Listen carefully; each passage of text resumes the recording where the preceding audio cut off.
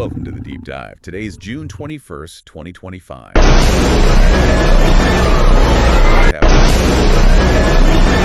A significant development concerning the U.S. and Iran. Exactly, and we're going to dig into that today.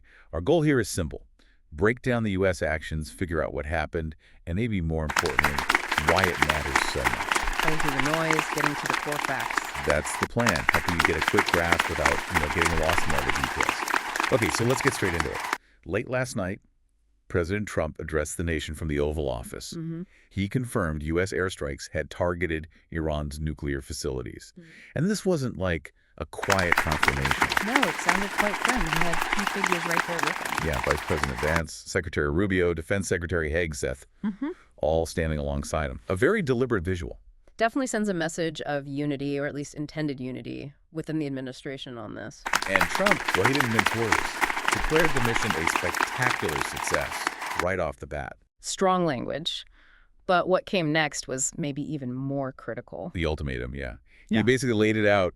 Iran has a choice. It's stark. Either come back to the negotiating table or face, and these are his implications, even more devastating strikes. It feels like a real attempt to force their hand. It's high-stakes diplomacy backed by, well, kinetic action, publicly drawing a line in the sand. So let's talk about the strikes themselves. What do we actually know about what was hit? Well, what's really interesting, based on the sources we're seeing, is the precision involved. No. The targets weren't random. We're talking about key nuclear sites. Fordo, Natanz, Esfahan. These are, central hubs of their program. Not just minor facilities, then. Fordo, that's the one buried deep underground, right? Exactly. Famously difficult to target effectively. And Natanz is their main enrichment site. Esfahan handles uranium conversion. So hitting these specific places, it's a very clear signal about targeting the core capabilities. Precisely. It's not about degrading peripheral elements. It seems aimed squarely at the heart of the nuclear program itself.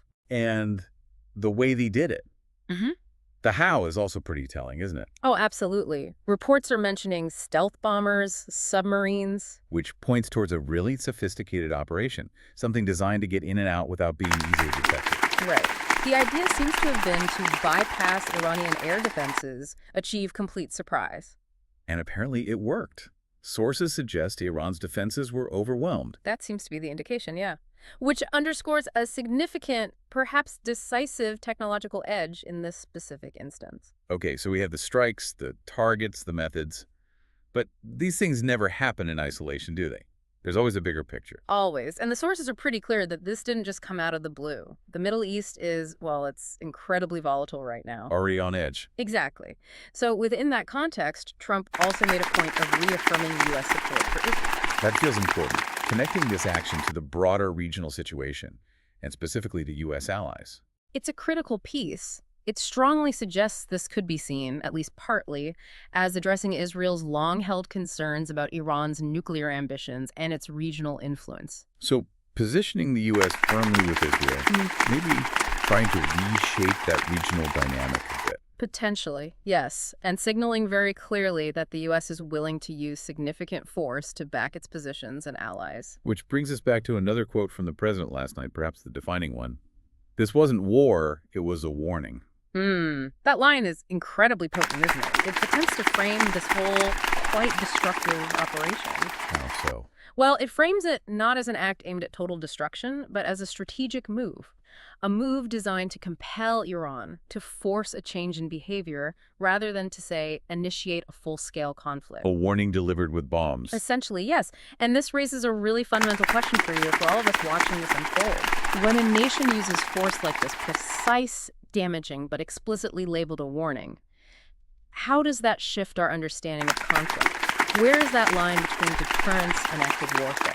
Very blurry line. It is. And the sources suggest this operation was designed deliberately to exist right on that edge. So as we wrap up this deep dive, here's something to think about, a more provocative thought perhaps. On what?